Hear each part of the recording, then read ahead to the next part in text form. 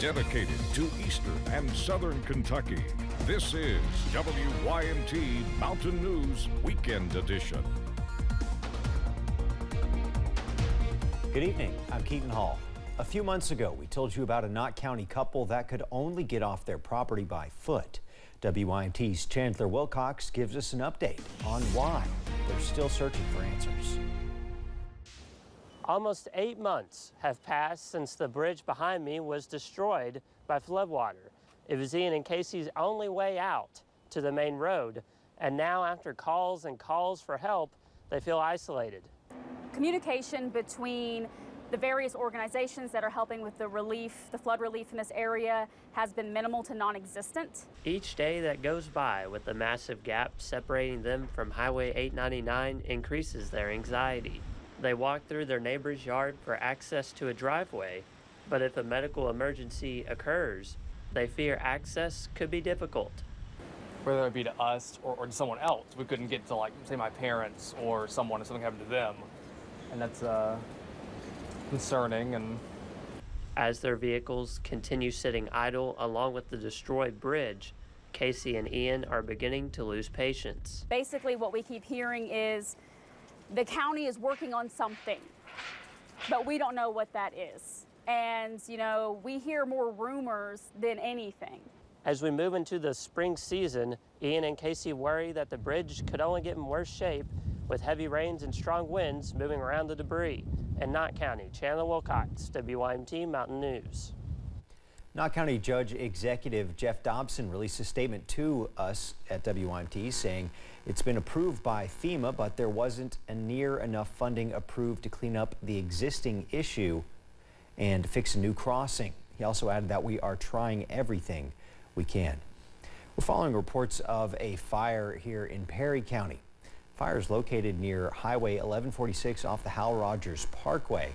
Fire crews are on the scene. We had a reporter there just about an hour ago who says the fire was getting close to a nearby home. We'll have more information on the fire as it becomes available over on our website, WYMT.com. A Clinton County man was arrested for sending obscene matter to a juvenile in Wayne County. Officials said an investigation started on Thursday after deputies were contacted by a family member of the child. They said pictures and text messages were found on a cell phone. After an investigation, James E. Brewington III was later arrested and taken to Wayne County. After interviewing Brewington, officials say they found more information, and this could result in more charges, they say. Brewington was charged with unlawful use of electronic means to induce a minor and to engage in sexual activity. He was taken to the Wayne County Detention Center.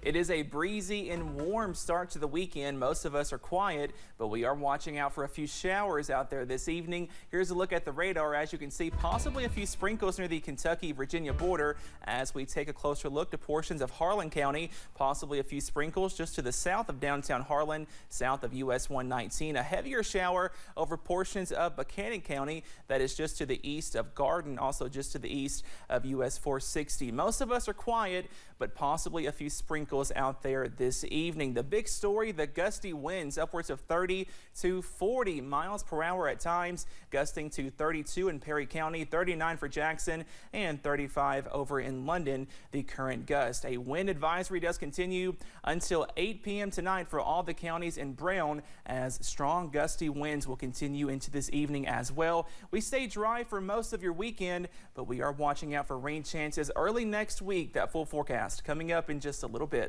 Keaton. Thanks, Cameron. Throughout the region, many people who are severely impacted by the flood are still trying to make ends meet.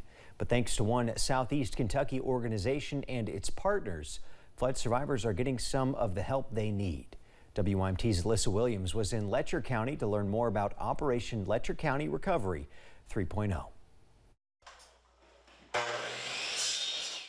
Helping Letcher Countyans rebuild their lives. My pastor says that the miracles of God are surrounded by natural hardship, and if this is not natural hardship, I don't know what is. Volunteers with Parkway Ministries of Corbin have fed the people of Letcher County twice before, but on Saturday, the organization set up at Fleming Neon Middle School to continue this mission. We're calling this Operation Letcher County Recovery 3.0.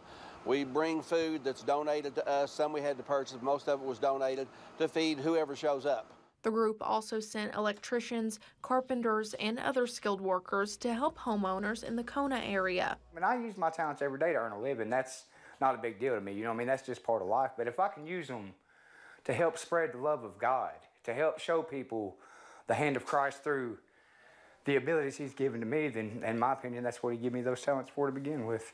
Impacting flood survivors like Angela Kraft. It makes you want to be in the position that you would be able to be one of the people to go and help, because you really realize that it truly is better to give than to receive when you're in this type of situation.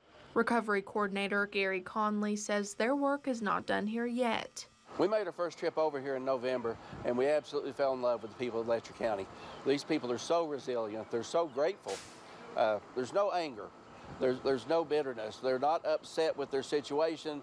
They've got the attitude of, this is what's happened, let's move on from there. And the first thing they said when we left was, when we coming back? Working to help Letcher County replenish and recover. In Letcher County, Alyssa Williams, WYMT Mountain News.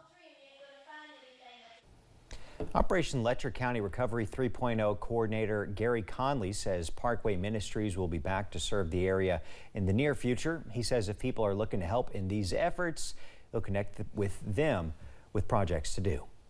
Also in Letcher County, folks gathered this morning to volunteer their time and clean up streams in the Millstone area. Organizers say around 75 volunteers came out and spent their Saturday morning volunteering to clean up their community. Volunteers came from several Kentucky counties as well as surrounding states. Chara Blank is a teacher at Danville High School in Boyle County who brought some of her students and members of the Environmental Sciences Club to Letcher County to volunteer. She says they were shocked to see just how much debris was still waiting to be cleaned up. Seeing the trash, the litter, the pieces of houses and the debris that was in the streams, they were just kind of shocked by that. And we were still very, shocked by the amount that was in the streams. Blank says she has family ties to the area, so coming up to help out was very important to her. We'll have more from the Millstone area tonight at 11.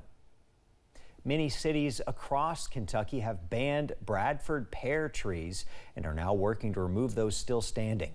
The University of Kentucky is not only trying to help remove the invasive trees, they're also trying to help replace them.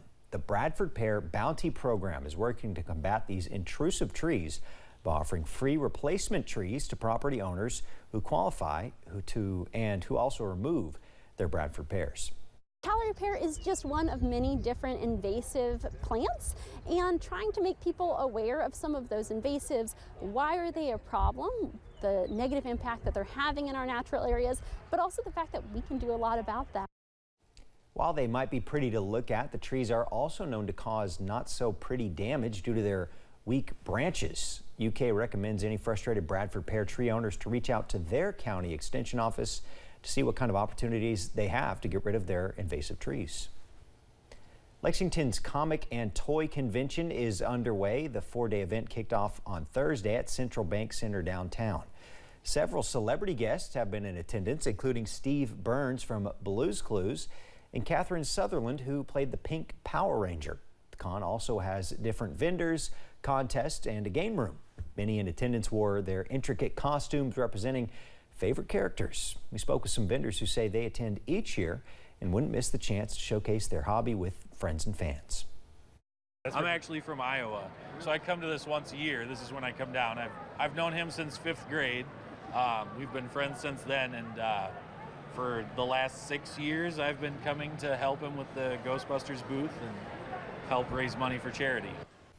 The convention features celebrities of film and TV, comics, art, music, and more.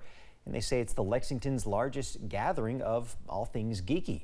The event wraps up tomorrow, so you can still get some tickets if you like at lexingtoncomiccon.com. Coming up at 6, bases in Syria were targeted again Friday by Iranian-backed forces. Comes after President Biden ordered retaliatory airstrikes. And the weather is dry this weekend for most of us, but we are tracking rain chances by early next week. All those details coming up next.